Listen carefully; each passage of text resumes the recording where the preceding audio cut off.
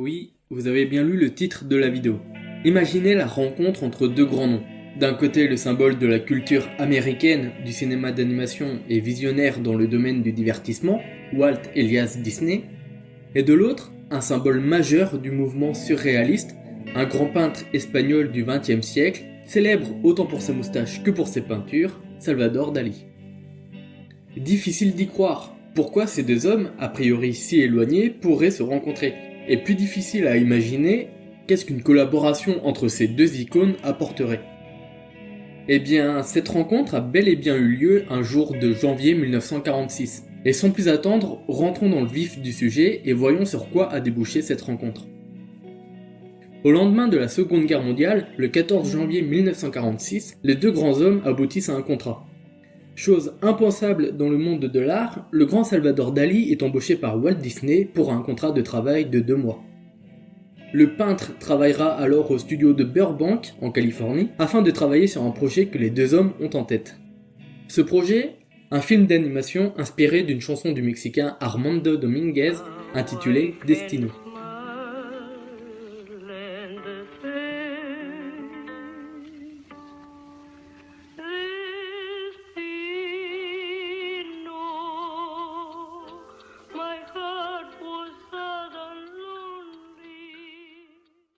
Cette collaboration aura comme but de rejoindre la compilation de courts-métrages musicaux donnant le film La boîte à musique sorti en 1946. Mais comment les deux hommes ont-ils pu en arriver là?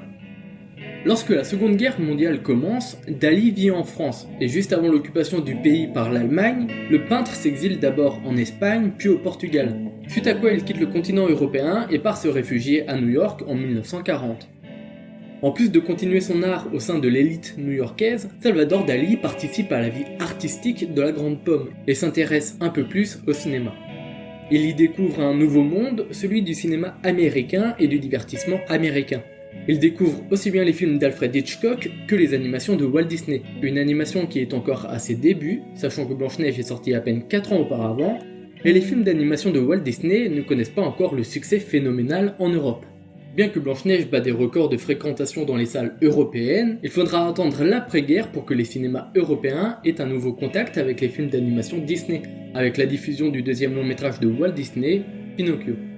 Bref, ce nouveau paysage cinématographique passionne le peintre réfugié et il trouve le travail de Walt Disney incroyable, au point qu'il dira de Walt Disney qu'il s'agit d'un grand surréaliste américain. Il s'agit d'un nouveau paysage dans lequel le peintre va rentrer très rapidement.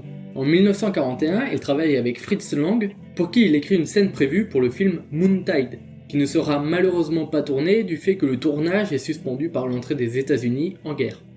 Dali va même jusqu'à réaliser des décors pour un film du grand Alfred Hitchcock, La maison du docteur Edward, en 1945. Bref, le peintre commence à avoir un pied dans le milieu cinématographique américain. Aussi, en 1942, Salvador Dali publie une autobiographie intitulée La vie secrète de Salvador Dali. Cette dernière va vite fasciner un homme, un autre grand rêveur lui aussi, du nom de Walt Disney. Ce dernier, en 1944, envoie son exemplaire de l'autobiographie au peintre afin que Dali puisse le dédicacer. Puis vient une soirée de 1945 dans laquelle les deux hommes se rencontrent enfin à l'occasion d'un dîner mondain organisé par les frères Warner. Les deux hommes se respectaient déjà beaucoup l'un et l'autre et il n'est donc pas étonnant que cette première rencontre débouche sur une collaboration étroite et sur une grande amitié entre les deux hommes. La collaboration commence donc en ce 14 janvier 1946 et le court-métrage sera un petit film d'animation inspiré de la chanson mexicaine d'Armando Dominguez, Destino. Sauf que ce sont deux hommes artistes, rêveurs et façonneurs de monde et d'univers, mais d'univers bien différents, et les idées de Dali ne plaisent pas trop à Disney, un peu éloigné de l'univers surréaliste du peintre, et de ce fait les deux hommes n'ont pas la même vision artistique. Mais bon, ainsi soit-il, c'est le défi qui est à la base de ce projet en même temps, et c'est pas moins de 70 000 $ qui partiront dans la production du projet. Sauf que le manque d'argent des studios et la vision artistique divergente entre Walt et Dali font que le projet est rapidement abandonné. Mais si ce projet a été abandonné, d'où viennent les extraits utilisés dans cette vidéo? Bon, en réalité le projet a été achevé, mais seulement en 2003, soit bien après la mort des deux hommes. Walt décède en 1966 et Dali en 1989. C'est d'ailleurs un Français qui aura l'honneur de réaliser ce travail, Dominique Monferry, qui a déjà été animateur sur des films comme La Bande à Picsou, Dingo et Max, Le Bossu de Notre-Dame, Hercule ou encore Tarzan. Pour achever cette collaboration, les studios se basent sur de vieux dessins faits par Dali et quelques 17 secondes de courte animation que Roy Disney, le neveu de Walt et le PDG de Disney de 1967 à 2004, ne redécouvre qu'en 1999. À partir de ces quelques secondes créées et des archives laissées, le film prend vie petit à petit grâce à une équipe de 25 personnes au sein des studios parisiens de l'entreprise Disney. Oui, car pour la petite anecdote, en France, il y a eu un studio d'animation Disney de 1989 à 2003. Au final, résulte de ce travail un court-métrage de 6 minutes dans lequel on sent très bien l'influence surréaliste de Dali. Tout l'univers du peintre est présent et vient nous rappeler ses nombreux tableaux. Il est difficile de résumer le film tant il est poétique, surréaliste et laisse cours à l'interprétation. Cependant, c'est une œuvre magnifique que je vous encourage à aller voir. J'ai mis le lien dans la description pour ceux qui sont intéressés. Mais bon, je vais quand même essayer de vous donner un petit résumé qui se base sur mon interprétation du film. Accompagné en fond par la musique mexicaine Destino d'Armando Dominguez, le film met en avant une histoire d'amour qui essaye de se créer entre une jeune femme inconnue, pouvant rappeler les princesses Disney, personnellement elle me fait penser à Megara, qui tombe amoureuse du dieu du temps grec, Chronos, et décide de partir à sa rencontre.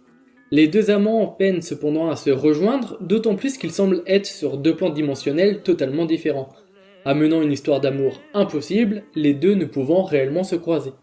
Jusqu'à ce qu'enfin, ils arrivent à se réunir l'un et l'autre sous les coups du destin.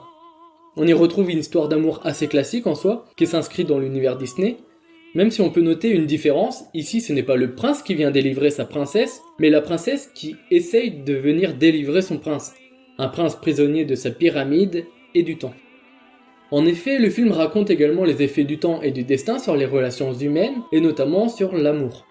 Dali dira lui-même qu'à travers ce film, il voulait faire un exposé magique des problèmes de la vie dans le labyrinthe du temps.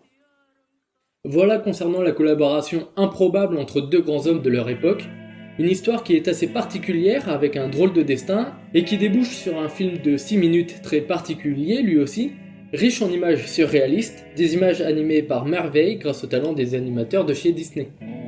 Au final, ce court-métrage sera très peu diffusé, bien que nommé aux Oscars comme meilleur court-métrage animé, il ne sera diffusé qu'au Festival international du film d'animation à Annecy en 2003, et puis lors de quelques rares événements. Mais si vous voulez le voir, je vous ai mis le lien du court-métrage dans la description, je vous conseille fortement d'aller le voir et ça m'intéresserait énormément d'avoir votre avis et votre interprétation du film dans les commentaires. La vidéo est un peu courte et je ne suis pas rentré dans certains détails, mais j'ai peu de temps pour faire des vidéos en ce moment donc j'essaie d'être assez concis. Aussi, je n'ai pas essayé de donner une analyse détaillée du film car je vous laisse vraiment interpréter ce court-métrage à votre façon et je ne veux pas trop vous influencer. Si la vidéo vous a plu, n'hésitez pas à la partager, à la liker et à vous abonner si ce n'est pas déjà fait. Quant à moi, je vous dis à très vite pour une prochaine vidéo.